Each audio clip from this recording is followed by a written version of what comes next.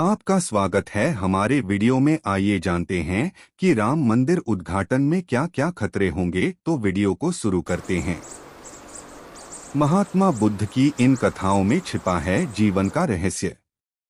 महात्मा बुद्ध ने अपने उपदेशों में जिंदगी को सही तरीके से जीने के मार्ग बताए हैं। आइए आज उनके द्वारा कही दो कथाओं को देखकर जाने जीवन का रहस्य। महात्मा बुद्ध की इन कथाओं में छिपा है जीवन का रहस्य। क्या है मृत्यु? मृत्यु को समझना एक जटिल विषय है। जो इसे समझ लेता है वह जिंदगी के असली मायने जान जाता है। यही सवाल एक बार महात्मा बुद्ध के शिष्यों ने पूछा था कि आखिर शरीर त्यागने के बाद आत्मा की यात्रा कैसी होती है, वह क्या करती है और उसका क्या होता है।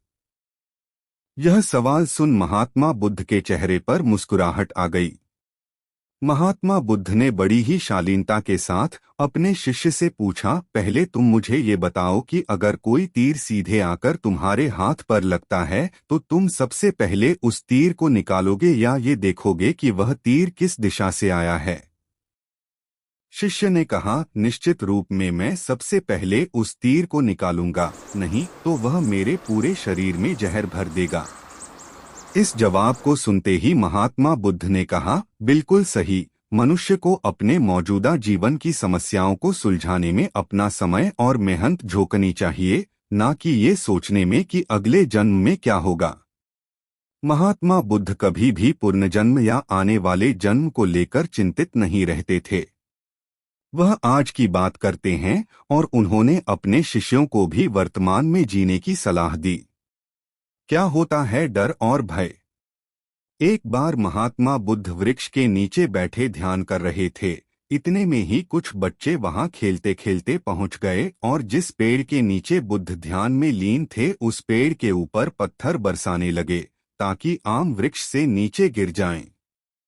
तभी एक पत्थर महात्मा बुद्ध के सिर पर लग गया और उनके सिर से खून निकलना शुरू हो गया। लेकिन इस घटना के बाद महात्मा बुद्ध की प्रतिक्रिया और भी ज्यादा हैरान कर देने वाली थी। महात्मा बुद्ध रो रहे थे। उन्होंने बच्चों के कहा, तुमने इस वृक्ष को पत्थर मारा, उसने तुम्हें फल दिया। लेकिन जब यह पत्थर मुझे लगा तो सिवाय डर और भय के मैं तुम्हें कुछ भी नहीं दे सका। बुद्ध की इस बात में काफी गहराई थी कि इंसान जब डर और भयभीत होता है तो वह किसी काम का नहीं रहता। ऐसे में अपने मन से डर को बाहर निकालो और आगे बढ़ो। राम मंदिर। फारूक अब्दुल्ला ने गाया भजन। राम मंदिर के खिलाफ केस लड़ने वाले कपिल सिब्बल भी हुए राममय। वीडियो हो रहा वायरल। अमेज़न फ्रेश के साथ सर्दियों में बनाए 5 आसान व्यंजन, मिलेंगे स्वाद और सेहत दोनों के फायदे। बिहार पॉलिटिक्स। मुख्यमंत्री जी अब मत पलटिएगा नहीं तो नीतीश कुमार के खास विधायक ने दे डाली चेतावनी। नीम करौली बाबा। घर बैठे ऐसे पहुंचाएं नीम करौली बाबा तक अपनी अर्जी, संकटों से मिलेगी मुक्ति। वैवाहिक जीवन को सुधारने के लिए